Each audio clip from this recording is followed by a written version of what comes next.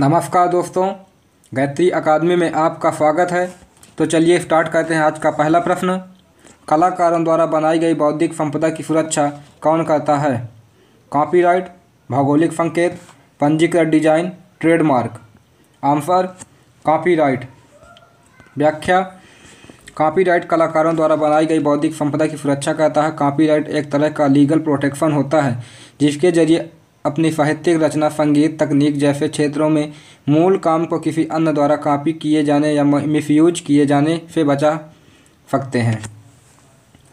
भारत में copyright registration copyright अधिनियम 1957 के अंतर्गत होता है। कॉपीराइट एक वैधानिक अधिकार है जो उन लोगों के लिए बनाया गया है जिन्होंने साहित्य, ड्रामा, आर्ट, पेंटिंग, म्यूजिक आदि में से किसी भी विधा में कोई नया काम किया हो। सरकार कॉपीराइट अधिनियम द्वारा सृजनकर्ताओं को एक अधिकार देती है जिससे ये अपनी क्रिएट की हुई कृति को अपने नाम पर अपनी संपत्ति के रूप में रजिस्टर करवा सकते हैं।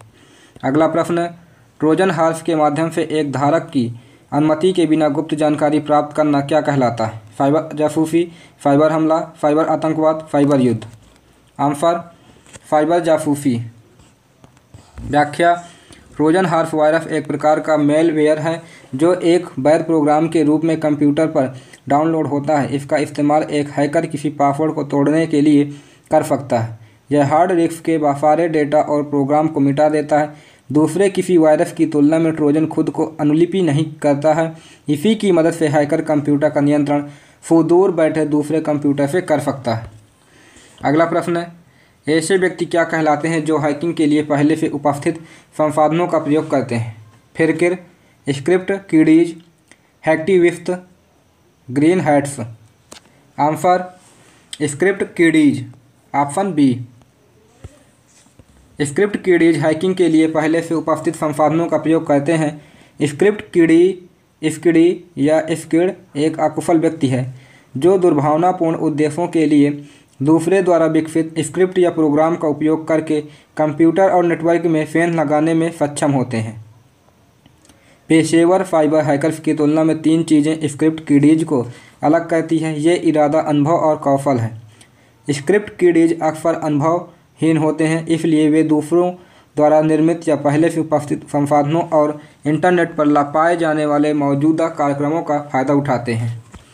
अगला प्रश्न है: भारत में GI टैग कौन जारी करता है? कृषि एवं किसान कल्याण मंत्रालय, कॉर्पोरेट कार्य मंत्रालय, पर्यावरण, वन एवं जलवायु परिवर्तन मंत्रालय, वाणिज्य और उद्योग मंत्रालय। आंसर वाणिज्य एवं उद्योग मंत्रालय। Option D.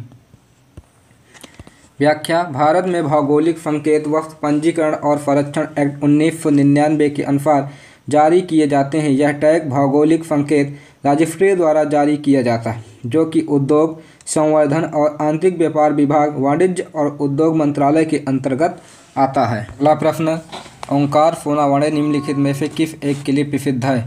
साइबर जासूसी, एथिकल हैकिंग, साइबर आतंकवाद, साइबर युद्ध। Answer ethical hacking. व्याख्या: ओंकार सोनावणे भारत के सबसे युवा एथिकल हैकरों में से शामिल है जो एथिकल हैकिंग के लिए प्रसिद्ध है। वह 17 साल की उम्र में भारत के सबसे कम उम्र में सफल एथिकल हैकर में से एक बन गए थे। एथिकल हैकर भी हैकरों, साइबर अपराधी जैसा ही काम करते हैं, लेकिन उनका उद्देश्य किसी कंप्यूटर सिस्टम को नुकसान पहुंचाने की बजाय उसे पहले से ज़्यादा सुरक्षित बनाना होता है। अगला प्रश्न: निम्नलिखित में से किसे ब्लैक हैट हैकर कहा जाता है? सुरक्षा उद्देश्यों के लिए साइबर हैकिंग, उद्देश्य रहित के लिए साइबर हैकिंग, अवैध गतिविधियों के लिए साइबर हैकिंग, सीखने के लिए साइबर हैकिंग। आंसर अवैध गतिविधियों के लिए cyber hacking. Option C. Black hat hacker एक कंप्यूटर हैकर है जो अवैध गतिविधियों के लिए साइबर हैकिंग या नापाक उद्देश्यों के लिए कानून तथा नैतिक मानकों का उल्लंघन करता है। वह हैकर जो अपने ज्ञान का प्रयोग दूसरों को ठगने और उनको नुकसान पहुंचाने के लिए करते हैं उन्हें ब्लैक हैट हैकर कहा जाता है। ब्लैक हैट हैकर को क्रैकर भी कहा जाता है। कोई ऐसा व्यक्ति होता है जो किसी प्राधिकार के बिना कंप्यूटर सुरक्षा का भेदन करता है और सामान्यतः कंप्यूटर, फोन सिस्टम या नेटवर्क का प्रयोग जानबूझकर सामानों को क्षति पहुंचाने, क्रेडिट कार्ड धोखाधड़ी करने, पहचान चुराने, चोरी और अन्य गैरकानूनी गतिविधियों के लिए करता है। अगला प्रश्न: बार्ट्स क्या है? डार्क अवेंजर, ट्यूरिंग परीक्षण, स्वचालित उपयोगकर्ता, क्लिक जैकिंग। आंसर स्वचालित उपयोगकर्ता, ऑप्शन सी। व्याख्या, बार्ट स्वचालित उपयोगकर्ता है। यह ऐसे सॉफ्टवेयर एप्लीकेशन है जो उन्हें ही दी गई स्क्रिप्ट के आधार पर कुछ कार्य स्वयं कर सकते हैं। वे उपयोगकर्ता मानव के व्यवहार की नकल करते हैं या उसकी जगह लेते हैं और कार्यों को तेज़ी से पूरा करते हैं। एक कंप्यूटर बॉट अपने कार्यों को पूरा करने के लिए सटीक नियमों और निर्देशों का पालन करता है। एक बार सक्रिय होने पर बॉट मानक नेटवर्क संचार प्रोटोकॉल का उपयोग करके एक दूसरे के साथ या मनुष्यों के साथ संचार कर सकते हैं। वे बहुत कम मानवीय हस्तक्षेप के साथ प्रोग्राम किए गए कार्यों को करने के लिए लगातार काम करते हैं। अगला प्रश्न, दुनिया में कॉपीराइट की अवधारणा सबसे पहले किस देश में विकसित हुई? फ्रांस, ऑस्ट्रेलिया, संयुक्त राज्य America, England. Answer England, option D. Copyright की संकल्पना 15वीं और 16वीं शताब्दी में यूरोप में प्रिंटिंग प्रेस के उपयोग में आने के बाद विकसित हुई। कॉपीराइट की अवधारणा सबसे पहले इंग्लैंड में विकसित हुई। निबंधीय पुस्तकों और पैम्फलेटों की छपाई की प्रक्रिया में अंग्रेजी संसद ने प्रेस लाइसेंसिंग अधिनियम 1662 पारित किया, जिसके तहत सभी इच्छित प्रकाशनों को सरकार द्वारा अनुमोदित स्टेशनर्स कंपनी के साथ पंजीकृत होना आवश्यक था, जिससे स्टेशनर्स को यह विनियमित करने के लिए अधिकार मिल गया कि कौन सी सामग्री मुद्रित की जा सकती। इंग्लैंड और स्कॉटलैंड में 1710 में अधिनियमित एनी के कानून ने कॉपीराइट के लिए पहला कानून प्रदान किया। अतः 1886 के बर्न अंतर्राष्ट्रीय कॉपीराइट कन्वेंशन द्वारा समझौते पर हस्ताक्षर करने वाले देशों के लेखकों के लिए सुरक्षा प्रदान की गई। अगला प्रश्न, अमेरिकी रोबोट विश्वविद्यालय द्वारा रोबोट को किस वर्ष परिभाषित किया गया था? वर्ष 1959 में, वर्ष 1959 में, वर्ष 1979 में, वर्ष 1989 में। आंसर वर्ष 1979 में, ऑप्शन सी। अमेरिकी रोबोट विश्वविद्यालय द्वारा रोबोट को वर्ष 1979 में परिभाषित किया था, जिसके अनुसार रोबोट को एक रीप्रोग्रामेबल बहुक्रियाशील मैनिपुलेटर के रूप में परिभाषित किया गया है, जो विभिन्न प्रकार के कार्यों के निष्पादन हेतु विभिन्न प्रोग्राम गतिविधियों के माध्यम सामग्री, पार्ट्स, टूल्स या विशेषीकृत उपकरणों को स्थानांतरित करने के लिए डिजाइन किया गया है। पहले डिजिटल रूप से संचालित और प्रोग्राम करने योग्य रोबोट का आविष्कार 1954 में जॉर्ज डे वॉल द्वारा किया गया था, जिसे यूनिमेट कहा गया था। एथिकल हैकिंग क्या है? सुरक्षा उद्देश्यों के लिए साइबर हैकिंग, नापाक उद्देश्यों के लिए साइबर हैकिंग, अवैध गतिविधियों के लिए साइबर हैकिंग, दुर्भावनापूर्ण उद्देश्यों के लिए साइबर हैकिंग। आंसर सुरक्षा उद्देश्यों के लिए साइबर हैकिंग, ऑप्शन ए। व्याख्या, सुरक्षा उद्देश्यों के लिए साइबर हैकिंग एथिकल हैकिंग कहलाता है जब भी कोई शख्स, संस्था या कंपनी अपनी वेबसाइट की कमियों को जानने के लिए किसी व्यक्ति को अपनी साइट हैक करने का अधिकार देता है, ताकि वह उस साइट की कमियों को जान सके एवं कमियों को दुरुस्त कर सके, तो ऐसी हैकिंग को एथिकल हैकिंग कहते हैं। व्हाइट हैट हैकर को एथिकल हैकर भी कहा जाता है। ये लोग कंप्यूटर सिक्योरिटी एक्सपर्ट होते हैं, जिन्हें विभिन्न कंपनियां इंफॉर्मेशन सिक्योरिटी को पुख्ता रखने के लिए स्क्रिप्ट कहती है। इन्हें स्नीकर के नाम से भी पुकारा जाता है। राहुल त्यागी निम्नलिखित में से किस एक के लिए प्रसिद्ध है? साइबर जासूसी, साइबर हैकिंग, भारत का पहला पेटेंट, साइबर युद्ध। Answer cyber hacking, option B. Rahul Tyagi cyber hacking के लिए प्रसिद्ध है। भारत के सर्वश्रेष्ठ हैकरों में से एक राहुल त्यागी कंप्यूटर विज्ञानी और लेखक हैं, जिन्होंने सूचना सुरक्षा और हैकिंग पर किताबें लिखी हैं। Rahul Tyagi cyber risk quantification और management platform company safe security है सह संस्थापक हैं। उन्होंने 2012 में सेफ सिक्योरिटी की स्थापना की थी। अगला प्रश्न है, सामान्यतः पेटेंट कितने समय तक चलते हैं? 10 वर्ष, 20 साल, 40 साल, 60 साल। आंसर 20 साल, ऑप्शन बी। व्याख्या, पेटेंट सामान्यतः 20 वर्षों तक चलते हैं। पेटेंट सहयोग संधि के तहत दायर अंतर्राष्ट्रीय अनुप्रयोगों के मामले में पेटेंट की अवधि पेटेंट दाखिल करने की तारीख से 20 वर्ष होती है। भारत के प्रत्येक पेटेंट की अवधि आवेदन दाखिल करने की तारीख से 20 वर्ष तक दी जाती है। पेटेंट पर समय सीमा लगाने का कारण असीमित एकाधिकार के निर्माण को रोकना है। यदि पेटेंट की सीमा समाप्त तिथि नहीं होती तो बड़े निगम कई पेटेंट हासिल करके बाजार पर कब्जा कर सकते हैं, क्योंकि किसी अन्य व्यक्ति या संस्थान को समान उत्पाद या डिजाइन बनाने की अनुमति न देकर प्रतिस्पर्धा से बाहर किया जा सके। अगला प्रश्न, निम्नलिखित में से किसे ग्रे हैट हैकर कहा जाता है? सुरक्षा उद्देश्यों के लिए साइबर हैकिंग, उद्देश्य रहित के लिए साइबर हैकिंग, अवैध गतिविधियों के लिए साइबर हैकिंग, सीखने के लिए साइबर हैकिंग। आंसर, सीखने के लिए साइबर हैकिंग, ऑप्शन डी। सीखने के लिए साइबर हैकिंग करने वाले व्यक्ति ग्रे हैट हैकर कहलाते हैं। इनका व्यक्तिगत रूप से कोई इरादा नहीं होता, वह किसी के सिस्टम को हैक करें। वह अपनी स्किल्स का परीक्षण करने के लिए दूसरे के कंप्यूटर को हैक करते हैं या सीखने के लिए कि हैकिंग करते हैं कि हैकिंग कैसे करते हैं। मेलिसा क्या है? Antivirus, email virus, web crawler, mail crawler. Answer, email virus, option B. व्याख्या, मेलिसा एक प्रकार का ईमेल वायरस था। यह एक मास मेलिंग माइक्रो वायरस है जो 26 मार्च 1999 को जारी किया गया था। यह एक मास मेलिंग माइक्रो वायरस था जो माइक्रोसॉफ्ट वर्ड और आउटलुक आधारित सिस्टम को लक्षित करता था और नेटवर्क ट्रैफिक बनाता था। यह ईमेल के माध्यम से कंप्यूटर को संक्रमित करता था। इसने माइक्रोसॉफ्ट आउटलुक और माइक्रोसॉफ्ट एक्सचेंज सर्वर पर ओवरलोडिंग के कारण वायरस ने ईमेल सिस्टम को धीमा कर दिया था। यह वायरस 26 मार्च 1999 को डेविड एल स्मिथ द्वारा जारी किया गया था। 1 अप्रैल 1999 को स्मिथ को न्यू जर्सी में गिरफ्तार किया गया था। स्मिथ पर व्यवसाय और सरकार में व्यक्तिगत कंप्यूटर और कंप्यूटर नेटवर्क को बाधित करके 80 मिलियन अमेरिकी डॉलर का नुकसान पहुंचाने का आरोप लगाया गया था। अगला प्रश्न, रोबोटिक्स एंड मेकाट्रॉनिक्स केंद्र कहाँ स्थित है? Ahmedabad, Kanpur, Pune, Indore. Answer, Kanpur, option B. Robotics and mechatronics केंद्र कानपुर में स्थित है। इसकी स्थापना 1989 में IIT कानपुर में की गई थी। यह एक अंतःविषय केंद्र है जिसमें वैमानिक कंप्यूटर विज्ञान और इंजीनियरिंग, इलेक्ट्रिकल इंजीनियरिंग और मैकेनिकल इंजीनियरिंग विभागों के संकाय जुड़े हुए हैं। आपको बता दें कि केंद्र सक्रिय रूप से किनेमेटिक्स, डायनेमिक्स और design, motion planning, intelligent control, AI, computer vision इत्यादि रोबोटिक्स के विभिन्न क्षेत्रों के अनुसंधान में सक्रिय है। बर्न कन्वेंशन निम्नलिखित में से किससे संबंधित है?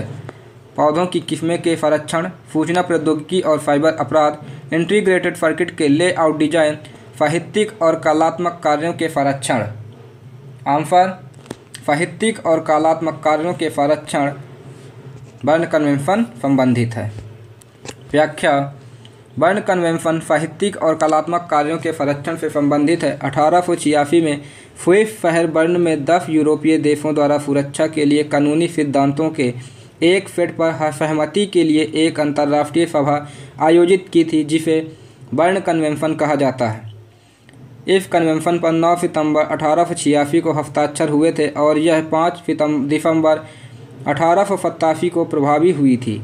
यह संधि लेखकों, संगीतकारों, कवियों, चित्रकारों और अन्य रचनाकारों यदि नियंत्रित करने के माध्यम प्रदान करती कि उनके कार्य का उपयोग कैसे, किसके द्वारा और किन शर्तों पर किया जाता है। इसके द्वारा प्रदत्त अधिकारों को कॉपीराइट भी कहा जाता है। यह कन्वेंशन मूल देश की अवधारणा पर आधारित है। आपको बता दें कि नवंबर 2022 तक बर्न कन्वेंशन की दुनिया के 181 देशों द्वारा अनुमोदित किया गया है, जिनमें से अधिकांश 1971 के पेरिस अभिसमय के पक्षकार भी हैं। अगला प्रश्न, हैकिंग क्या है? क्रेडिट कार्ड के साथ धोखाधड़ी करना, नेटवर्क को जानबूझकर क्षति पहुंचाना, गैर कानूनी गतिविधियों के लिए डाटा चुराना, किसी वेबसाइट या कंप्यूटर में अनाधिकृत रूप से प्रवेश। आंसर, किसी वेबसाइट या कंप्यूटर में अनाधिकृत रूप से प्रवेश, ऑप्शन डी। किसी भी वेबसाइट या कंप्यूटर को हैक करके उसमें अनाधिकृत रूप से प्रवेश कर जाना हैकिंग कहलाता है। आपको बता दें कि यह वह प्रोसेस है जिसके द्वारा किसी कंप्यूटर के सॉफ्टवेयर या हार्डवेयर को मनचाहे ढंग से कोड करके अपने मन मुताबिक कोई भी कार्य संपादित कर लिया जाता है, जिसमें अक्सर सॉफ्टवेयर या हार्डवेयर के लूप होल्स जानकर उसका लाभ उठाया जाता है। जो व्यक्ति यह काम करता है वह हैकर कहलाता है। अगला प्रश्न, वह सॉफ्टवेयर क्या कहलाता है जो हैकर को सिस्टम को नियंत्रित करने की अनुमति देता है? मेधा scanner, keylogger, rootkit, green hat. Answer keylogger, option B. Rootkit software hacker को सिस्टम को नियंत्रित करने की अनुमति देता है। रूटकिट कंप्यूटर सॉफ्टवेयरों का संग्रह है जो गलत उद्देश्यों को पूरा करने के लिए बनाया जाता है। इसे कंप्यूटर या उसके सॉफ्टवेयर के किसी क्षेत्र तक पहुंच सक्षम करने के लिए डिज़ाइन किया गया है जिसे अन्यथा अनुमति नहीं है। रूटकिट शब्द रूट और किट का एक यौगिक है। मैलवेयर के साथ जुड़ाव के कारण रूटकिट शब्द का नकारात्मक अर्थ रूटकिट मूल रूप से यूनिक्स जैसे ऑपरेटिंग सिस्टम के लिए प्रशासनिक उपकरणों के दुर्भावनापूर्ण संशोधित सेट को संदर्भित करता है जो रूट पहुंच प्रदान करता है। यदि कोई घुसपैठिया किसी सिस्टम पर मानक प्रशासनिक उपकरणों को रूटकिट से बदल सकता है तो घुसपैठिया वैध सिस्टम प्रशासक से इन गतिविधियों को छुपाते हुए सिस्टम पर पहुंच प्राप्त कर सकता है। अगला प्रश्न, निम्नलिखित में से कौन मेधा स्कैनर का उदाहरण है? नेसस, निक्टो, किस्मत, उपर्युक्त सभी। आंसर उपर्युक्त सभी। व्याख्या, Acunetix, be secure, burp suite, GFI, लैगार्ड, frontline, Nessus, Nikto, Kismet, Nexpose, NMAP, OpenVAS, Qualys guard, Qualys web application scanner आदि मेधा स्कैनर के उदाहरण हैं। आपको बता दें, मेधा स्कैनर किसी संगठन के IT बुनियादी ढांचे में मौजूद ज्ञात कमजोरियों की खोज और रिपोर्ट करते हैं। मेधा स्कैनर का उपयोग करना एक सरल लेकिन महत्वपूर्ण सुरक्षा अभ्यास है जिससे हर संगठन लाभ उठा सकता है। यह स्कैनर किसी संगठन को उनके वातावरण में मौजूद संभावित सुरक्षा कमजोरियों के बारे में जानकारी देकर उन्हें सुरक्षा खतरे के बारे में आगाह करते हैं। अगला प्रश्न, अधिकांश देशों में कॉपीराइट कितने समय तक रहता है? कार्य के निर्माण के 10 वर्ष बाद तक, कार्य के निर्माण के 50 वर्ष बाद तक, कृति को बनाने वाले व्यक्ति की मृत्यु के 10 वर्ष बाद तक, कृति को बनाने वाले की मृत्यु के 50 वर्ष बाद तक। आंसर कृति को बनाने वाले की मृत्यु के 50 वर्ष बाद तक, ऑप्शन डी। अधिकांश देशों में कॉपीराइट उस व्यक्ति की मृत्यु के बाद 50 वर्षों तक रहता है जिसने उस कार्य को बनाया है। कॉपीराइट का अंतर्राष्ट्रीय बर्न कन्वेंशन यह बताता है कि विभिन्न प्रकार के कामों का कॉपीराइट लेखक की मृत्यु के बाद कम से कम 50 सालों तक जरूरी रूप से चलना चाहिए। हालांकि देश अपने कानूनों के हिसाब से लंबे समय के लिए कॉपीराइट अवधि तय करने के लिए स्वतंत्र है। भारत में कॉपीराइट 60 वर्षों तक रहता है। मौलिक साहित्यिक, नाटकीय, संगीतमय और कलात्मक कृतियों के मामले में 60 वर्ष की अवधि की गणना लेखक की मृत्यु के बाद के वर्ष से की जाती है। जब अवधि समाप्त हो जाती है तो सामग्री सार्वजनिक डोमेन में जारी कर दी जाती है। अगला प्रश्न है, किसी व्यक्ति या कंपनी की सूचना को बिना जानकारी के प्राप्त करने हेतु प्रयोग किया जाने वाला सॉफ्टवेयर क्या कहलाता है? Proxy server, web crawler, web browser, उपर्युक्त में से कोई नहीं। आंसर उपर्युक्त में से कोई नहीं। किसी व्यक्ति या कंपनी की सूचना को प्राप्त करने हेतु प्रयोग किया जाने वाला सॉफ्टवेयर आदर्श स्पाईवेयर कहलाता है। स्पाईवेयर मालवेयर का एक प्रकार है जो चुपके से उपयोगकर्ताओं के कंप्यूटर पर इंस्टॉल किया जाता है और उपयोगकर्ता की बिना जानकारी के उनके बारे में सूचनाएं एकत्र किया जा सकता है। स्पाईवेयर की उपस्थिति प्रायः उपयोगकर्ताओं से छिपी होती है। एक सॉफ्टवेयर है जो उपयोगकर्ता के कंप्यूटर पर गुप्त रूप से निगरानी रखता है। इसका काम महज निगरानी से भी कहीं ज़्यादा है। स्पाईवेयर विभिन्न प्रकार की व्यक्तिगत जानकारी इकट्ठा करता है, जैसे कि इंटरनेट सर्फिंग की आदतें और किन साइटों पर जाया जाता है। Adware, info stealers, keylogger, rootkits, रेड सेल, सिस्टम मॉनिटर, ट्रैकिंग कुकीज और ट्रोजन आदि स्पाईवेयर के उदाहरणों में शामिल है। अगला प्रश्न है, वह कला क्या कहलाती है जिसकी सहायता से किसी दूसरे व्यक्ति को अपनी इच्छा के अनुरूप कार्य करने के लिए कुछ गोपनीय सूचनाएं निकालने के लिए तैयार कर देती है? Cyber engineering, social engineering, hardware engineering, उपर्युक्त में से कोई नहीं। Answer cyber engineering, option A. Social engineering की सहायता से किसी दूसरे व्यक्ति को अपनी इच्छा के अनुरूप कार्य करने के लिए कुछ गोपनीय सूचनाएं निकालने के लिए तैयार कर देती है। सोशल इंजीनियरिंग मिथ्या प्रस्तुति के माध्यम से जानकारी तक पहुंच प्राप्त करने का एक दृष्टिकोण है। सोशल इंजीनियरिंग किसी कंप्यूटर सिस्टम पर नियंत्रण पाने या व्यक्तिगत और वित्तीय जानकारी चुराने के लिए किसी उपयोगकर्ता को प्रभावित करने या धोखा देने की रणनीति है। यह उपयोगकर्ताओं को सुरक्षा गलतियों करने या संवेदनशील जानकारी देने के लिए मनोवैज्ञानिक जालसाजी का उपयोग करता है। उदाहरण के लिए कोई पासवर्ड शेयर करना, तकनीकी सहायता के लिए कॉल करना और सॉफ्टवेयर डाउनलोड करना है। इसके अलावा इस कंटेंट में ऐसे विज्ञापन भी शामिल हो सकते हैं जो डिवाइस का सॉफ्टवेयर पुराना होने का झूठा दावा करके अनचाहा सॉफ्टवेयर इंस्टॉल करने के लिए कहते हैं। स्पैम क्या है? एंटीवायरस, अवांछित डिजिटल संचार, वायरस, मेल क्रॉलर। आंसर अवांछित डिजिटल संचार, ऑप्शन बी। व्याख्या: किसी भी प्रकार का अवांछित डिजिटल संचार स्पैम कहलाता है जो थोक में भेजा जाता है। स्पैम अवांछित ईमेल या कॉल के माध्यम से भेजा जाता है, लेकिन इसे टेक्स्ट संदेश, फ़ोन कॉल या सोशल मीडिया के माध्यम से भी वितरित किया जा सकता है। स्पैम कॉल, मैसेज या विज्ञापन की व्यक्तिगत जानकारी छोड़ने के लिए दिया जाता है। आपको बता दें कि स्पैमर उपयोगकर्ता से व्यक्तिगत जानकारी साझा करने का प्रयास करेंगे, जिसका उपयोग वे उपयोगकर्ता की पहचान चुराने के लिए कर सकते हैं। यहाँ तक कि किसी स्पैम कॉल के लिए केवल हाँ कहने का उपयोग उपयोगकर्ता के ऑनलाइन खातों को हैक करने के लिए किया जा सकता है। बूडापेस्ट संधि निम्नलिखित में से किससे संबंधित है? पेटेंट प्रक्रिया के प्रयोजनों हेतु सूक्ष्मजीवों के जमाव, सूचना प्रौद्योगिकी और साइबर अपराध, इंटीग्रेटेड सर्किट के लेआउट डिजाइन, साहित्यिक और कलात्मक कार्यों के संरक्षण। आंसर पेटेंट प्रक्रिया के प्रयोजनों हेतु सूक्ष्मजीवों के जमाव, ऑप्शन ए। व्याख्या: बूडापेस्ट संधि पेटेंट प्रक्रिया के प्रयोजनों के लिए सूक्ष्मजीवों के जमाव की अंतर्राष्ट्रीय मान्यता से संबंधित है। यह 28 अप्रैल 1977 को बूडापेस्ट, हंगरी में हस्ताक्षरित एक अंतर्राष्ट्रीय संधि है। यह 19 अगस्त 1980 को लागू हुई और बाद में 26 सितंबर 1980 को इसमें संशोधन किया गया। आपको बता दें कि यह संधि विश्व बौद्धिक संपदा संगठन WIPO द्वारा प्रशासित है। दिसंबर 2023 तक 89 देश बूडापेस्ट संधि के पक्षकार हैं। निम्नलिखित में से किसे 6 मार्च को वायरस कहते हैं? क्रीपर, माइड्रम, माइकल एंजिलो, मैकमग। Answer Michelangelo, option C. 6 March का वायरस माइकल एंजिलो को कहते हैं। माइकल एंजिलो वायरस एक कंप्यूटर वायरस है जिसे पहली बार 4 फरवरी 1991 को ऑस्ट्रेलिया में खोजा गया था। इसको डास सिस्टम को संक्रमित करने के लिए डिज़ाइन किया गया था, लेकिन यह ऑपरेटिंग सिस्टम को संलग्न नहीं करता था।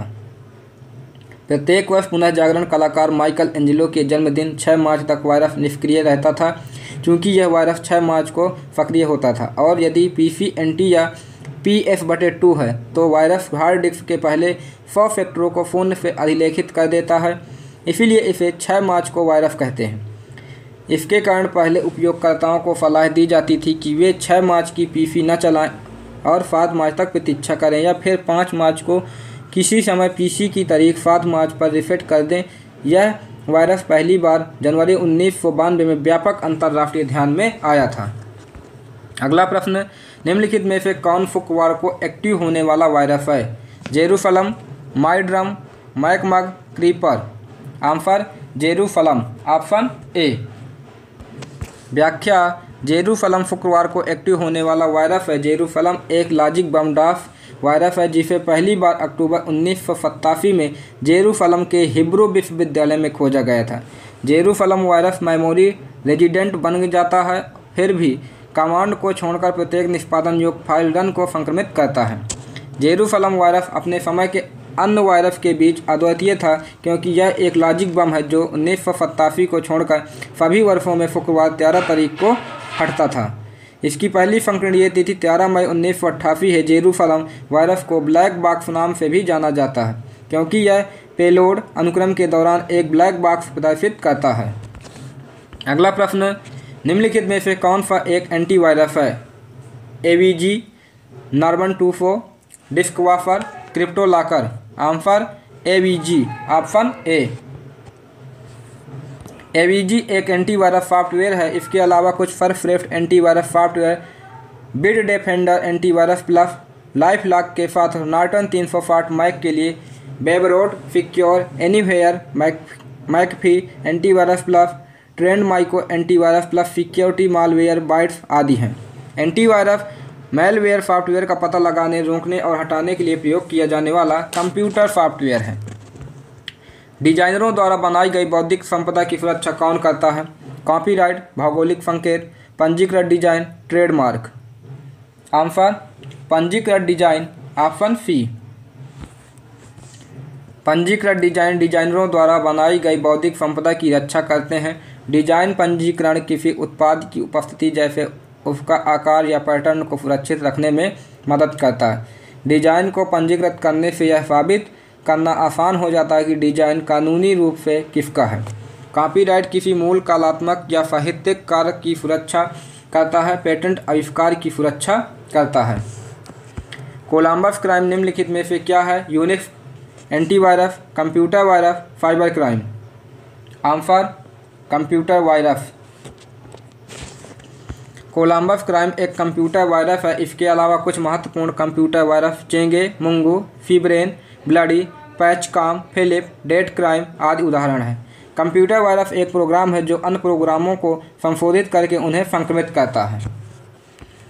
याडेक्स निम्नलिखित में से क्या कहा है? Search engine, antivirus, virus, cyber crime. Answer search engine, option A. Yandex एक सर्च इंजन है। सर्च इंजन एक सॉफ्टवेयर है जिसे वर्ल्ड वाइड वेब पर जानकारी के लिए खोज करने के लिए डिज़ाइन किया गया है। यह एक सॉफ्टवेयर सिस्टम है जो वेब खोज से मेल खाने वाले वेब पेज ढूंढता है। यह टेक्स्ट वेब खोज क्वेरी में निर्दिष्ट विशेष जानकारी के लिए व्यवस्थित तरीके से वर्ल्ड वाइड वेब पर खोज करता है। गूगल दुनिया का सबसे अधिक इस्तेमाल किया जाने वाला खोज इंजन है जिसकी बाजार हिस्सेदारी 90% से अधिक है।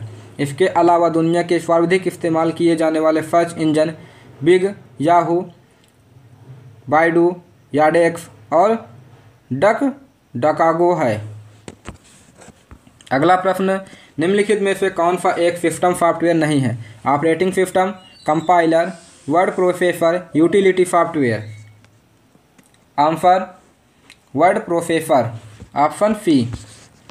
वर्ड प्रोसेसर एक कंप्यूटर प्रोग्राम है जिसका उपयोग डॉक्यूमेंट्स को लिखने और एडिट करने, टेक्स्ट के लेआउट की रचना करने और कंप्यूटर मॉनिटर पर प्रीव्यू करने के लिए किया जाता है कि प्रिंटेड कॉपी कैसे दिखाई देगी।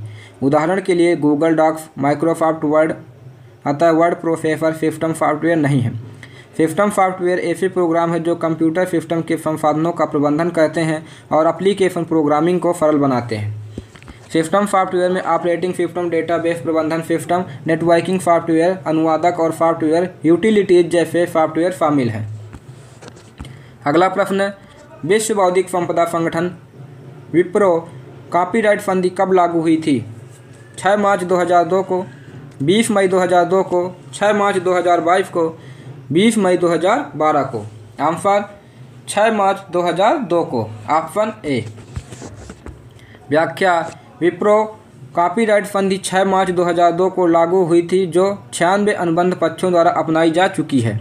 यह बर्न कन्वेंशन साहित्यिक और कलात्मक कार्यों की सुरक्षा के लिए के तहत एक विशेष समझौता है, जबकि विप्रो परफॉर्मेंस एंड फोनोग्राम संधि 20 मई 2002 को लागू हुई थी और इसके 96 सदस्य हैं।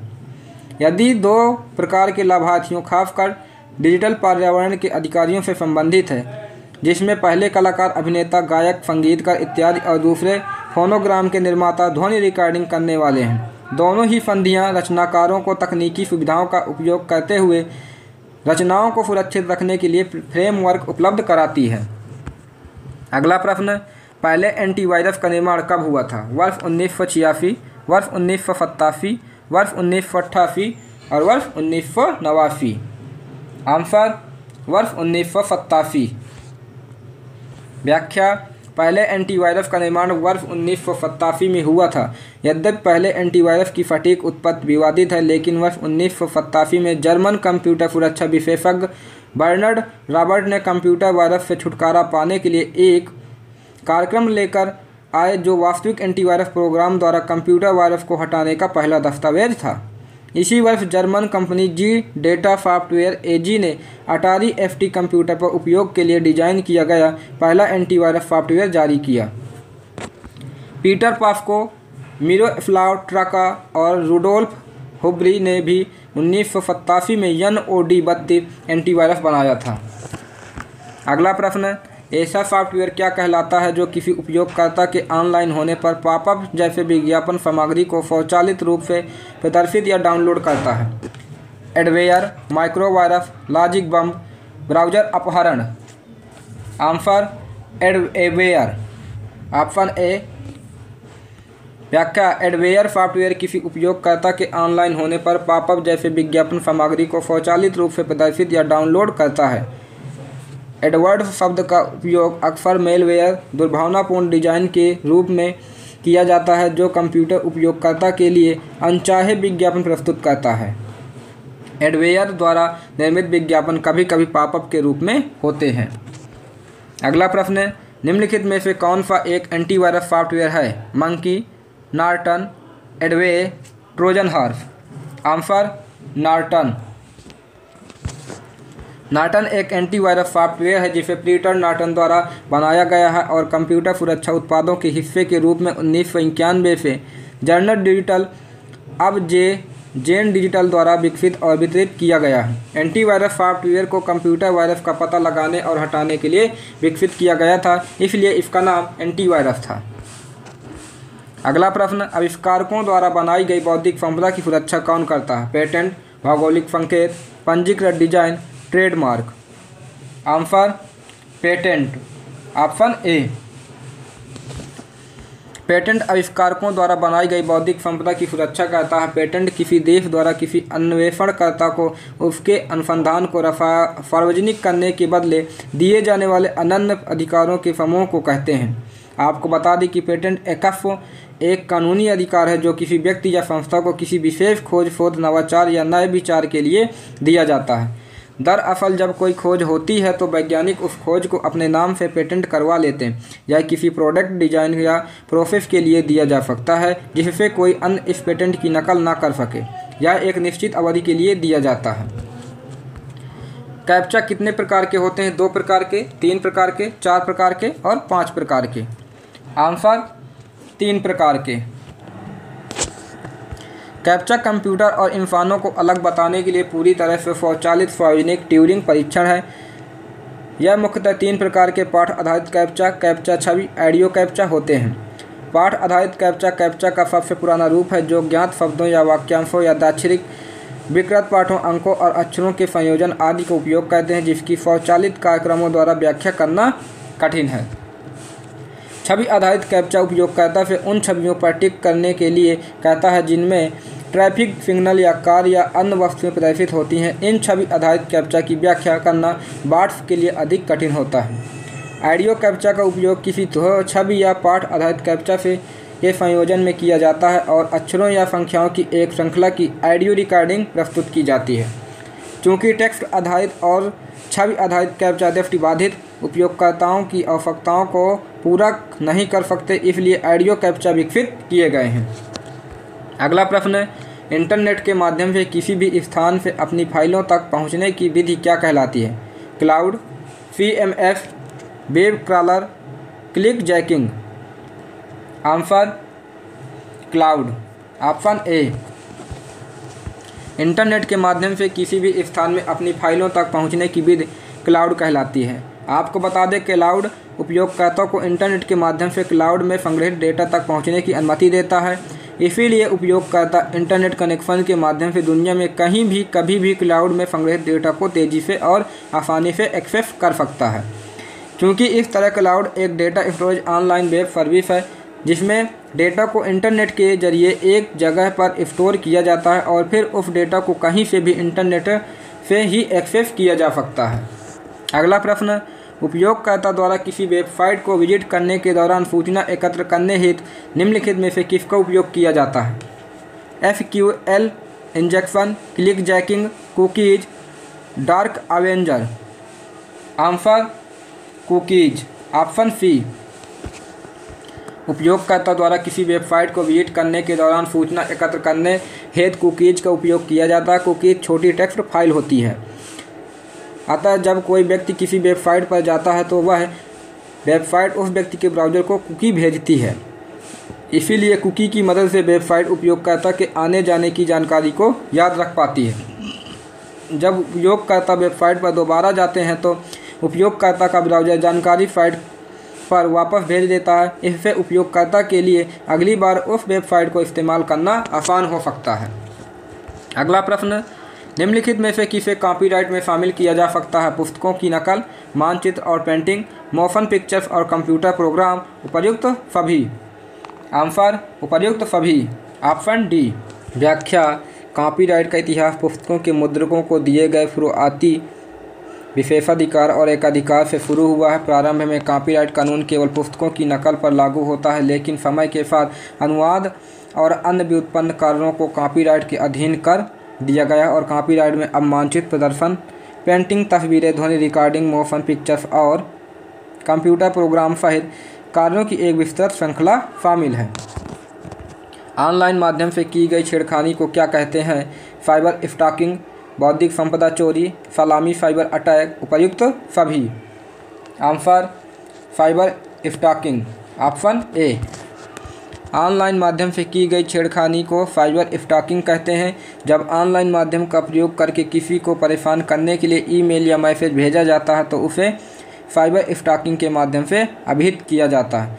साइबर स्टॉकिंग एक अपराध है जिसमें कोई व्यक्ति social media, email, instant messaging, IM या किसी चर्चा समूह या मंच पर पोस्ट किए गए संदेशों जैसे इलेक्ट्रॉनिक या डिजिटल माध्यमों का उपयोग करके पीड़ित को परेशान करता है या उसका पीछा करता है। अगला प्रश्न, ईमेल और कंप्यूटर से व्यक्तिगत डेटा चोरी करना क्या कहलाता है? Salami cyber attack, phishing, spoofing, Trojan. Answer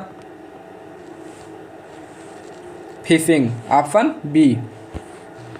email और कंप्यूटर से व्यक्तिगत डेटा चोरी करना फिशिंग कहलाता है।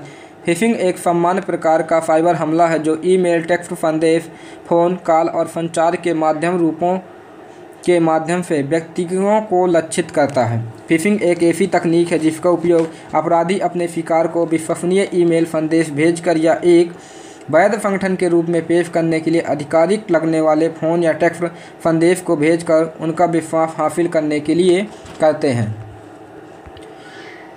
अगला प्रश्न, निम्नलिखित में से कौन स्पाईवेयर का उदाहरण है? एडवेयर, माइक्रोवायरस, लॉजिक बम, ब्राउज़र अपहरण। Answer adware, option A. Spyware malware का एक प्रकार है जो कंप्यूटर पर इंस्टॉल किया जाता है और उपयोगकर्ताओं की अज्ञानता अर्थात गैर जानकारी में उनके बारे में सूचनाएं एकत्र करता है। आपको बता दें कि स्पाईवेयर की उपस्थिति प्रायः उपयोगकर्ताओं से छिपी होती है। स्पाईवेयर चुपके से उपयोगकर्ताओं के व्यक्तिगत कंप्यूटर पर इंस्टॉल किया जाता है।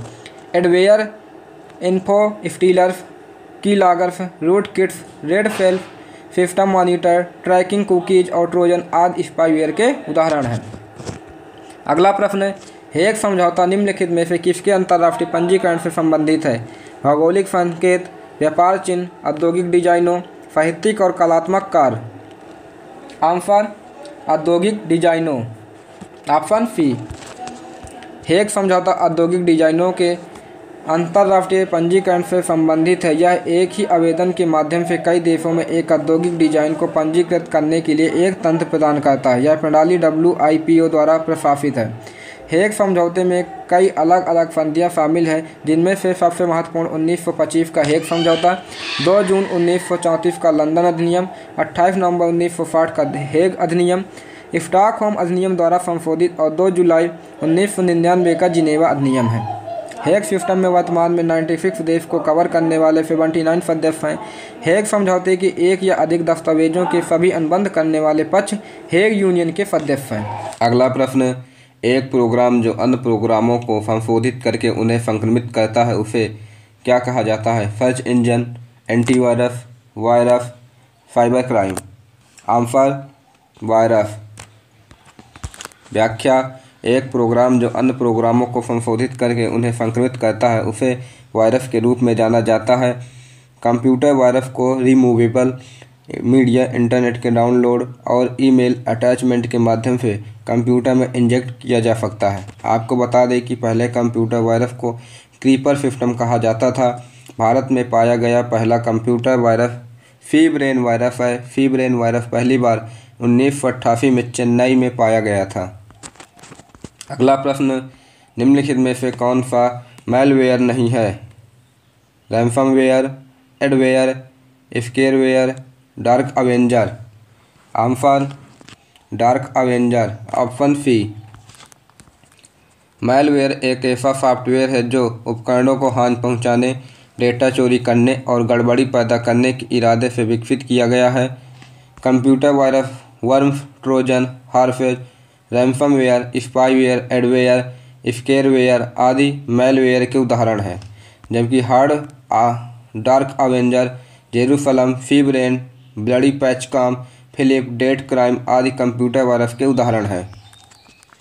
अगला प्रश्न, सिक्योरिटी सिस्टम के अंदर डाला जाने वाला वायरस क्या है जो ट्रिगर की तरह कार्य करता है? Logic bomb, web caller, proxy server, CMS। Answer logic bomb, option A. Security system के अंदर डाला जाने वाला वायरस लॉजिक बम है जो ट्रिगर की तरह कार्य करता है। आपको बता दें कि लॉजिक बम सॉफ्टवेयर में एम्बेडेड एक प्रकार का दुर्भावनापूर्ण कोड है जो विशिष्ट शर्तों के पूरा होने तक निष्क्रिय रहता है। ट्रिगर होने पर एक लॉजिक बम वायरस एक विनाशकारी कार्रवाई को अंजाम देता है, जैसे फाइल हटाना या महत्वपूर्ण सिस्टम को बाधित करना।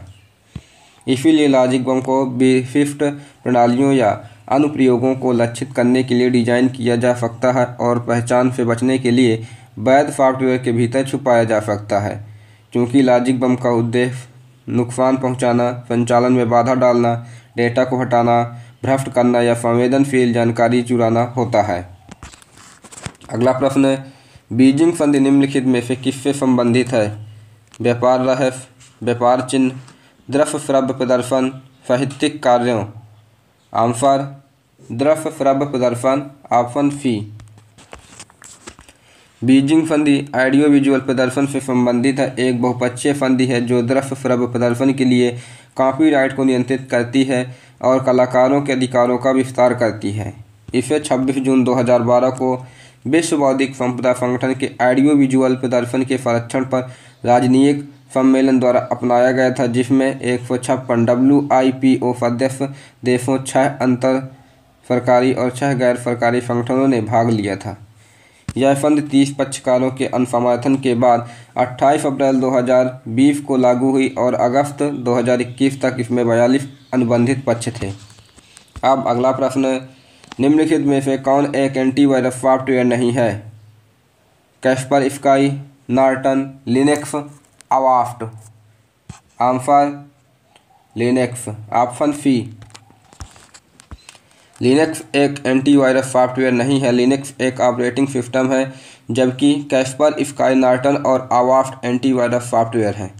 विंडोज़, iOS और मैक OS की तरह ही लाइनक्स एक ऑपरेटिंग सिस्टम है। एंड्रॉयड लाइनक्स ऑपरेटिंग सिस्टम द्वारा संचालित है। आपको बता दें कि ऑपरेटिंग सिस्टम एक सॉफ्टवेयर है जो सभी हार्डवेयर संसाधनों का प्रबंधन करता है, अर्थात ऑपरेटिंग सिस्टम सॉफ्टवेयर और हार्डवेयर के बीच संचार का प्रबंधन करता है।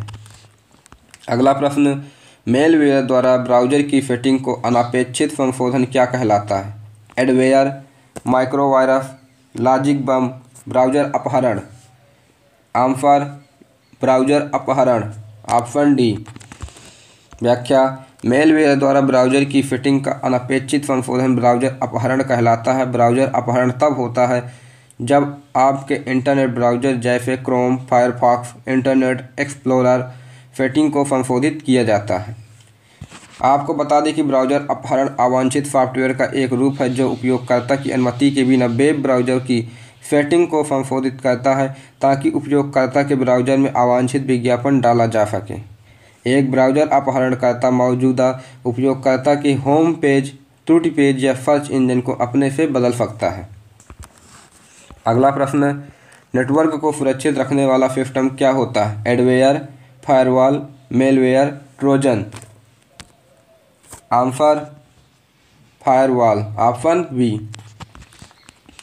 नेटवर्क को सुरक्षित रखने वाला सिस्टम फायरवॉल होता है। यह इंटरनेट से इंट्रानेट पर आने वाले पैकेट को फिल्टर करता है। फायरवॉल एक सिक्योरिटी सिस्टम है जो पूर्व निर्धारित सिक्योरिटी रूल्स के आधार पर इनकमिंग और आउटगोइंग नेटवर्क ट्रैफिक की निगरानी और नियंत्रण करता है। इसका प्राथमिक उद्देश्य किसी निजी नेटवर्क से या उसके अनऑथराइज्ड एक्सेस को रोकना है। अगला प्रश्न है, ब्रुसेल्स कन्वेंशन निम्नलिखित में से किससे संबंधित है? व्यापार रहस्य के संरक्षण, उपग्रह द्वारा प्रसारित संकेत, दृश्य श्रव्य प्रदर्शन के वितरण, साहित्यिक कार्यों के संरक्षण। आंसर उपग्रह द्वारा प्रसारित संकेत। Option B. उपग्रह द्वारा प्रसारित कार्यक्रम वाहक संकेतों के वितरण से संबंधित ब्रुसेल्स कन्वेंशन 21 मई 1974 को ब्रुसेल्स में हस्ताक्षर के लिए खोला गया था और 25 अगस्त 1979 को लागू हुआ। कन्वेंशन प्रत्येक अनुबंधित राज्य के दायित्व का प्रावधान करता है कि वह उपग्रह द्वारा प्रसारित किसी भी प्रोग्राम वाहक सिग्नल के अपने क्षेत्र पर या उससे अनाधिकृत वितरण को रोकने के लिए प्राप्त उपाय करे। वर्ष 2023 तक इसको 39 पक्षकारों द्वारा अनुमोदित किया गया है। अगला प्रश्न, DAFD में एक का पूर्ण रूप क्या है? Access around, accessible, arithmetic. Answer access. Option A. DAFD में ए का पूर्ण रूप एक्सेस है। Direct access storage device magnetic disk storage device के लिए एक सामान्य शब्द है। इसका उपयोग मेन फ्रेम और मिनी कंप्यूटर में किया जाता है और कभी कभी पर्सनल कंप्यूटर के लिए हार्ड डिस्क ड्राइव को संदर्भित करने के लिए उपयोग किया जाता है। डायरेक्ट एक्सेस शब्द का अर्थ है कि सभी डेटा को डेटा के माध्यम से क्रमिक रूप से एक्सेस न करके सीधे एक्सेस किया जाए। अगला प्रश्न, प्रोग्रामिंग भाषा जावा को किसके द्वारा विकसित किया गया था? पॉल एलन, जॉब हार्टफेन, Charles Simonyi, James Gosling. Answer James Gosling. Option D. Java एक उच्च स्तरीय ऑब्जेक्ट ओरिएंटेड प्रोग्रामिंग भाषा है। जावा का विकास जेम्स गोफलिंग ने किया था। जावा को पहले ओक के नाम से भी जाना जाता था। क्योंकि ओक पहले से ही एक पंजीकृत कंपनी थी, इसीलिए बाद में नाम बदलकर जावा कर दिया गया। जावा को मूल रूप से सन माइक्रो सिस्टम में विकसित किया गया था। आपको बता दें कि जावा का उपयोग mobile app, web app, desktop app, game आदि विकसित करने के लिए किया जाता है। जावा एक उच्च स्तरीय, मजबूत और सुरक्षित प्रोग्रामिंग भाषा है। अगला प्रश्न, निम्नलिखित में से कौन एक सर्च इंजनों के लिए वेब लोकेटिंग और इंडेक्सिंग वेबसाइट पर जाता है? Spider, penguin, bug, Python. Answer spider. Option A. Spider एक सॉफ्टवेयर प्रोग्राम है जो सर्च इंजनों के लिए वेबसाइटों का पता लगाने और उन्हें अनुक्रमित करने के लिए वेब यात्रा करता है। आपको बता दें कि सभी प्रमुख सर्च इंजन जैसे कि गूगल और याहू अपनी अनुक्रमणिका बनाने और उनको अद्यतन करने के लिए स्पाइडर का उपयोग करते हैं। ये प्रोग्राम एक हाइपरलिंक से दूसरे हाइपरलिंक की यात्रा करते हुए निरंतर वेब विचरण करते हैं। अगला प्रश्न, निम्नलिखित में से कौन सा भौगोलिक संकेतक नहीं है? दार्जिलिंग चाय, World Wide Web, Kanchipuram silk sari, Bikaner की bhujia. Answer World Wide Web. Option B. व्याख्या, वर्ल्ड वाइड वेब भौगोलिक संकेतक नहीं है। भौगोलिक संकेत GI उन उत्पादों पर इस्तेमाल किया जाने वाला एक चिन्ह है जिनकी एक विशिष्ट भौगोलिक उत्पत्ति होती है और उस उत्पत्ति के कारण विशेष गुण या प्रतिष्ठा होती है। यह उत्पाद किसी निश्चित स्थान पर बनाए जाने का संकेत भी देता है। भौगोलिक संकेतक मुख्य रूप से किसी निश्चित भौगोलिक क्षेत्र में उत्पन्न कृषि, प्राकृतिक या निर्मित उत्पाद, हस्तशिल्प और औद्योगिक वस्तु होता है। साइपेन, दार्जिलिंग चाय, चंदेरी साड़ी, कांचीपुरम सिल्क साड़ी, नागपुर के संतरे, बीकानेर की भुजिया आदि भौगोलिक संकेतक के उदाहरण हैं। अगला प्रश्न, ट्रोजन हॉर्स क्या है? एक प्रकार का मैलवेयर, एक प्रकार का सिक्योरिटी सिस्टम, एक प्रकार का लॉजिक बम, एक प्रकार का ब्राउज़र।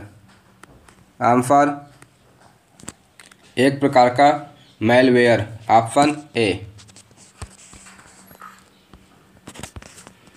व्याख्या, ट्रोजन हॉर्स वायरस एक प्रकार का मैलवेयर है जो एक वैध प्रोग्राम के रूप में कंप्यूटर पर डाउनलोड होता है। डिलीवरी पद्धति में प्रायः एक हमलावर अपने सॉफ्टवेयर के साथ उपयोगकर्ताओं के सिस्टम तक पहुंच प्राप्त करने के लिए वैध सॉफ्टवेयर के भीतर दुर्भावनापूर्ण कोड को छिपाने के लिए ट्रोजन हॉर्स का उपयोग करता है।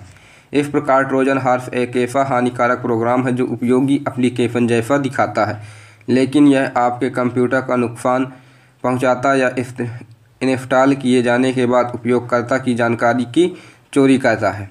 ट्रोजन हॉर्स वायरस कई प्रकार के होते हैं जिनका उपयोग साइबर अपराधी विभिन्न कार्यों और विभिन्न हमलों के तरीकों को अंजाम देने के लिए करते हैं। अगला प्रश्न, बेबीलोन टूलबार क्या है? साइबर जासूस, माइक्रोवायरस, लॉजिक बम, ब्राउज़र अपहरणकर्ता। आंसर ब्राउज़र अपहरणकर्ता, ऑप्शन डी। बेबीलोन टूलबार एक ब्राउज़र अपहरणकर्ता है जो ब्राउज़र होम पेज को बदलकर डिफ़ॉल्ट खोज इंजन को isearch.babylon.com पर सेट कर देता है। यह भी एडवेयर का एक रूप है। यह विज्ञापन, प्रायोजित लिंक और नकली भुगतान वाले खोज परिणाम प्रदर्शित करता है। इस तरह बेबीलोन टूलबार एक एडवेयर प्रोग्राम है जिसने उपयोगकर्ता के ब्राउज़र होम पेज डिफ़ॉल्ट खोज इंजन को बदल देता है और ब्राउजिंग डायरेक्टर का कारण बनता है। अगला प्रश्न, एक आवाज़ को डिजिटल रूप में परिवर्तित करने के लिए आपको एक अतिरिक्त हार्डवेयर की आवश्यकता होती है जिसे क्या कहा जाता है? Graphic card, sound card, video card, speaker. Answer sound card, option B. एक आवाज़ को डिजिटल रूप में परिवर्तित करने के लिए आपको एक अतिरिक्त हार्डवेयर की आवश्यकता होती है जिसे साउंड कार्ड कहा जाता है। साउंड कार्ड के बिना कंप्यूटर ध्वनि रूपांतरित करने में असमर्थ होता है। कार्ड डिजिटल सिग्नल को एनालॉग से डिजिटल में परिवर्तित कर देता है और फिर से वापस आ जाता है, जिससे पीसी ऑडियो रिकॉर्ड और प्लेबैक कर सकता है। एक साउंड कार्ड, जिसे ऑडियो कार्ड के रूप में जाना जाता है, एक पूरक घटक है जो कंप्यूटर के ध्वनि प्राप्त करने, संशोधित करने और आउटपुट देने की अनुमति के लिए मदरबोर्ड पर एक ISAR PCI स्लॉट में प्लग करता है। प्रोफेशनल ऑडियो अनुप्रयोगों के लिए उपयोग किए जाने वाले बाहरी ऑडियो इंटरफेस को अक्सर साउंड कार्ड के रूप में संदर्भित किया जाता है। अगला प्रश्न, नैरोबी संधि निम्नलिखित में से किससे संबंधित है? व्यापार रहस्य के संरक्षण, ओलंपिक प्रतीक के संरक्षण, दृश्य श्रव्य प्रदर्शन के वितरण, साहित्यिक कार्यों के संरक्षण। आंसर ओलंपिक प्रतीक के संरक्षण, ऑप्शन बी। नैरोबी संधि ओलंपिक प्रतीक के संरक्षण से संबंधित है। नैरोबी संधि का उद्देश्य अंतर्राष्ट्रीय ओलंपिक समिति की अनुमति के बिना व्यावसायिक उपयोग के विरुद्ध ओलंपिक प्रतीक 5 इंटरलेफ्ट रिंग को संरक्षण प्रदान करना है। इसका अर्थ है कि नैरोबी संधि में भाग लेने वाले सभी देश अंतर्राष्ट्रीय ओलंपिक समिति के ओलंपिक प्रतीक को व्यावसायिक उद्देश्यों, विज्ञापन में माल पर एक निशान के रूप में आदि के उपयोग से बचाने के लिए बाध्य है। इसे 26 सितंबर 1981 को नैरोबी में अपनाया गया था। अगला प्रश्न, निम्नलिखित में से कौन एक अस्थायी फाइल का विस्तार है? TMP file, TXT file, TNT file, TAR file. Answer TMP file, option A. व्याख्या, TMP फाइल का अस्थायी विस्तार है। अस्थायी फाइलें वे फाइलें होती हैं जिनका उपयोग प्रणाली द्वारा प्रोग्राम चलाते समय या स्थायी फाइलें बनाते समय डेटा संग्रहित करने के लिए किया जाता है, जैसे कि वर्ड दस्तावेज या एक्सेल स्प्रेडशीट। प्रोग्राम बंद होने के बाद अस्थायी फाइल हटा दी जाती हैं। अस्थायी फाइल का संग्रहण स्थान, प्रोग्राम और संचालन प्रणाली के आधार पर भिन्न होता है। यदि अस्थायी फाइल को हटाने के बाद फिर से आवश्यक होती है तो प्रोग्राम को फिर से खोलने पर इसे फिर से बनाया जाता है। TXT टेक्स्ट फाइल का एक्सटेंशन है, जबकि .tar फाइल एक्सटेंशन समेकित यूनिक्स संग्रह प्रारूप में एक फाइल है। अगला प्रश्न, निम्न में से कौन निजी और संवेदनशील जानकारी जैसे क्रेडिट कार्ड नंबर, व्यक्तिगत पहचान और खाता उपयोगकर्ता नाम और पासवर्ड प्राप्त करने को धोखाधड़ीपूर्ण कार्य है? Malware, Trojan, hacking, fishing. Answer phishing, option D. Fishing निजी और संवेदनशील जानकारी जैसे क्रेडिट कार्ड नंबर, व्यक्तिगत पहचान और खाता उपयोगकर्ता नाम और पासवर्ड प्राप्त करने का धोखाधड़ीपूर्ण कार्य है। यह पहचान की ऑनलाइन चोरी को संदर्भित करता है जिसमें किसी व्यक्ति की गोपनीय जानकारी प्राप्त की जाती है। इस तरह की गतिविधि गलत तरीके से नकल करके या एक भरोसेमंद इकाई का बेस लेकर प्राप्तकर्ता के बारे में निजी जानकारी को प्राप्त कर घोटाला करने के प्रयास में की जाती है। इसे कार्डिंग या ब्रांड स्पूफिंग के रूप में जाना जाता है। अगला प्रश्न, निम्नलिखित में से कौन एक एप्लीकेशन सॉफ्टवेयर है? Linux, Mac OS, Unix, graphics. Answer graphics, option D. Graphics application software है। यह किसी सतह पर दृश्य चित्र या डिजाइन है। ग्राफिक कला सॉफ्टवेयर ग्राफिक डिजाइन, मल्टीमीडिया विकास, शैलीबद्ध छवि विकास, तकनीकी चित्रण, संपादन या ग्राफिक फाइलों तक पहुंचने के लिए उपयोग किया जाने वाला एप्लीकेशन सॉफ्टवेयर का एक उपवर्ग है। एप्लीकेशन सॉफ्टवेयर अंतिम उपयोगकर्ताओं के लिए डिजाइन किया गया एक प्रोग्राम या प्रोग्राम का समूह है। यह एक ऐसा शब्द है जिसका उपयोग किसी विशिष्ट उद्देश्य के लिए बनाए गए सॉफ्टवेयर के लिए किया जाता है। इसे ऐप कहा जाता है। अगला प्रश्न, ट्रेडमार्क निम्नलिखित में से किसकी सुरक्षा करता है? आकार और अनुभव, लोगो, नाम और ब्रांड, एक गुप्त सूत्र, किसी उत्पाद का एक रूप। आंसर लोगो, नाम और ब्रांड, ऑप्शन बी। ट्रेडमार्क लोगो, नाम और ब्रांड की सुरक्षा करते हैं। ट्रेडमार्क आमतौर पर वस्तुओं और सेवाओं पर उपयोग किए जाने वाले ब्रांड नामों और लोगों की सुरक्षा करता है। भारत में पंजीकृत ट्रेडमार्क आवेदन पंजीकृत करने की तारीख से 10 वर्षों के लिए वैध है। हालांकि ट्रेडमार्क को आगे भी नवीनीकृत किया जा सकता है। ट्रेडमार्क मालिक के लिए अमूर्त संपत्ति के रूप में कार्य करते हैं, जो ब्रांड के लिए दीर्घकालिक सुरक्षा प्रदान करते हैं। ट्रेडमार्क मालिक को शब्दों, प्रतीकों और नारों का उपयोग करने का विशेष अधिकार देता है। नॉर्टन एंटीवायरस क्या है? Virus, vaccine, antidote. उपर्युक्त में से कोई नहीं। आंसर उपर्युक्त में से कोई नहीं। व्याख्या, नॉर्टन एंटीवायरस एक वायरस नहीं है क्योंकि यह कोई विनाशकारी प्रोग्राम नहीं है। यह कोई वैक्सीन या एंटीडोट भी नहीं है, लेकिन यह मैलवेयर संक्रमण को रोककर सक्रिय सुरक्षा वैक्सीन की तरह प्रदान करता है और यह उन खतरों को भी हटा सकता है जो पहले से ही सिस्टम में घुसपैठ कर चुके हैं। फिर भी इसे एंटीवायरस सॉफ्टवेयर के रूप में वर्गीकृत किया जाता है। इसे ऐसे सॉफ्टवेयर की प्राथमिक भूमिका सॉफ्टवेयर वायरस और दुर्भावनापूर्ण सॉफ्टवेयर का पता लगाना, रोकना और हटाना है। अगला प्रश्न, निम्नलिखित में से कौन सा एक सिस्टम सॉफ्टवेयर है? Microsoft word, Adobe Photoshop, Microsoft power point, Windows. Answer Windows. व्याख्या, विंडोज 7 सिस्टम सॉफ्टवेयर है। सिस्टम सॉफ्टवेयर एक प्रकार का कंप्यूटर सॉफ्टवेयर होता है जिसे कंप्यूटर के हार्डवेयर और सॉफ्टवेयर को चलाने के लिए डिज़ाइन किया जाता है। यह ऑपरेटिंग सिस्टम और सभी उपयोगिता प्रोग्रामों को संदर्भित करता है जो निम्न स्तर पर कंप्यूटर संसाधनों का प्रबंधन करते हैं। आपको बता दें कि सिस्टम सॉफ्टवेयर उपयोगकर्ता एप्लीकेशन सॉफ्टवेयर और सिस्टम के हार्डवेयर के बीच इंटरफेस के रूप में कार्य करता है। सिस्टम सॉफ्टवेयर के उदाहरणों में विंडोज, लिनक्स, मैक ओएस जैसे ऑपरेटिंग सिस्टम शामिल हैं। अगला प्रश्न, निम्नलिखित में से कौन सा मैलवेयर नहीं है? Worms, virus, cookies, trojans. Answer cookies, option C.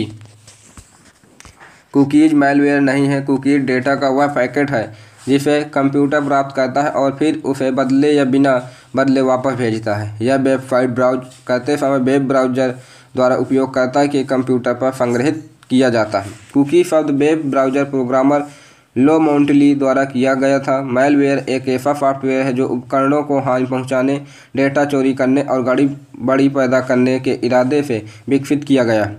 Malware malicious software का संक्षिप्त रूप है। पेरिस कन्वेंशन निम्नलिखित में से किससे संबंधित है? व्यापार रहस्य के संरक्षण, औद्योगिक संपत्ति की सुरक्षा, दृश्य श्रव्य प्रदर्शन के वितरण, भौगोलिक संकेत के संरक्षण। आंसर औद्योगिक संपत्ति की सुरक्षा। पेरिस कन्वेंशन औद्योगिक संपत्ति की सुरक्षा से संबंधित है।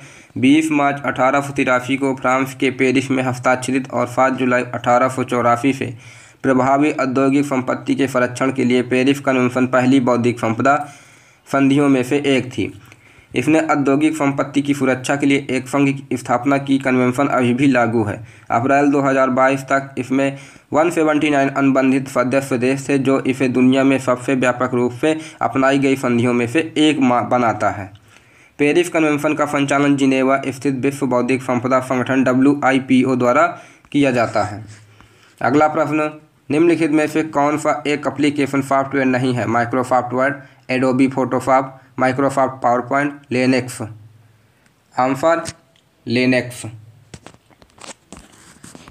लाइनक्स एक सिस्टम सॉफ्टवेयर है। एप्लीकेशन सॉफ्टवेयर को ऐप के रूप में भी जाना जाता है। यह उपयोगकर्ता को विशिष्ट कार्य करने में सहायता करने के लिए डिजाइन किया गया सॉफ्टवेयर होता है, जैसे वर्ड प्रोसेसर, स्प्रेडशीट, डेटाबेस प्रबंधन, ग्राफिक डिजाइन सॉफ्टवेयर या मनोरंजन और शैक्षिक सॉफ्टवेयर जैसे गेम और लर्निंग प्लेटफॉर्म आदि।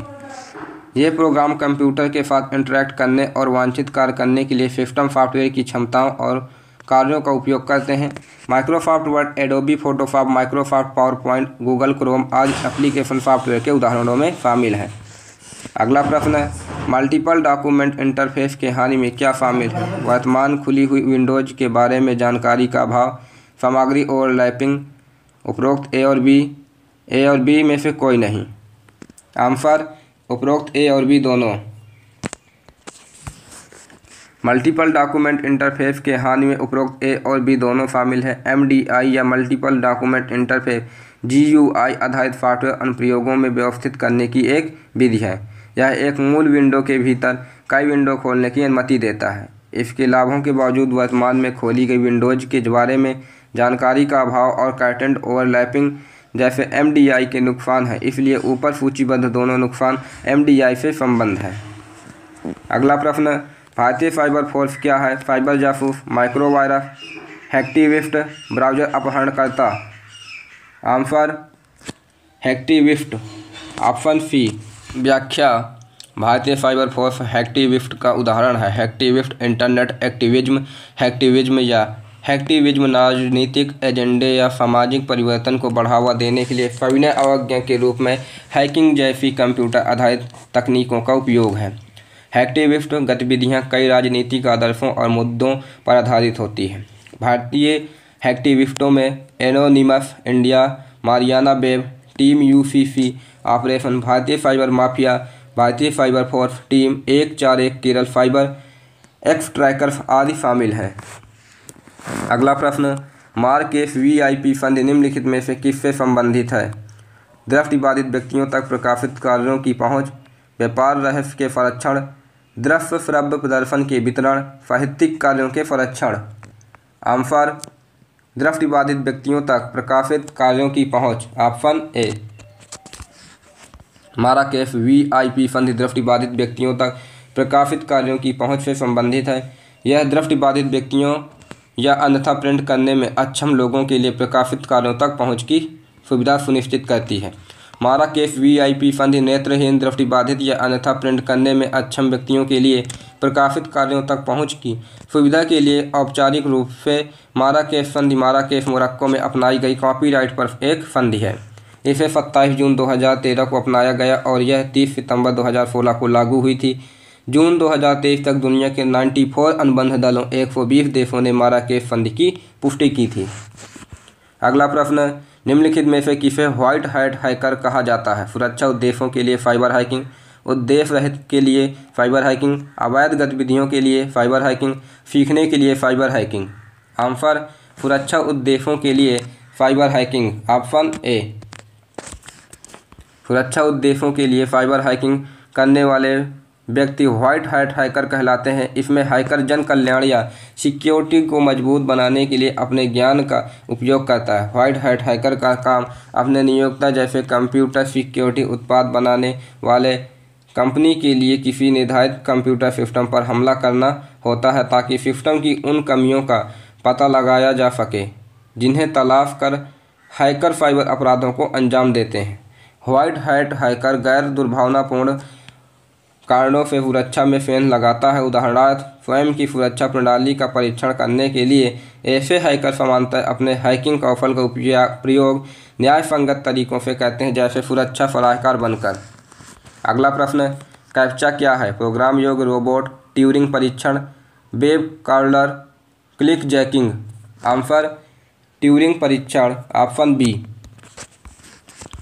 Captcha completed automated public Turing test to tell human apart, computer और इंसानों को अलग बताने के लिए पूरी तरह से स्वचालित सार्वजनिक ट्यूरिंग परीक्षण है। यह एक टेस्ट की तरह होता है और एक प्रकार का सुरक्षा उपाय है जिसे चुनौती प्रतिक्रिया प्रमाणीकरण के रूप में जाना जाता है। कैप्चा का उपयोग वास्तविक उपयोगकर्ताओं और बॉट जैसे स्वचालित उपयोगकर्ताओं के बीच अंतर करने के लिए किया जाता है। वर्ष 2000 में लुईस वान आहन ने अपने प्रोफेसर मैनुअल ब्लम के साथ स्वचालित कार्यक्रमों को विभिन्न नेटवर्क और वेबसाइटों पर हमला करने से रोकने के लिए कैप्चा विकसित किया था। अगला प्रश्न, निम्नलिखित में से कौन बौद्धिक संपदा अधिकारों से निकटता से जुड़ा हुआ है? GATS, TRIPS, MFN। Answer TRIPS, option C. बौद्धिक संपदा अधिकारों के व्यापार संबंधित पहलुओं ट्रिप्स पर WTO के समझौते पर 1986 से 1994 तक बातचीत हुई थी। यह गैट वार्ता का उरुग्वे दौर था, जहां पहली बार बौद्धिक संपदा अधिकारों से संबंधित नियमों पर चर्चा की गई और बहुपक्षीय व्यापार प्रणाली के हिस्से के रूप में पेश किया गया। आपको बता दें कि बौद्धिक संपदा का अर्थ व्यावसायिक मूल्यों जैसे विचार, आविष्कार, रचनात्मक अभिव्यक्ति, जानकारी आदि से है।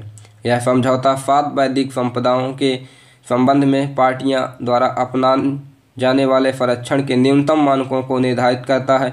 वे कॉपीराइट और संबंधित अधिकार, ट्रेडमार्क, भौगोलिक संकेत, औद्योगिक डिजाइन, पेटेंट, एकीकृत सर्किट के लेआउट डिजाइन और व्यापार रहस्य हैं।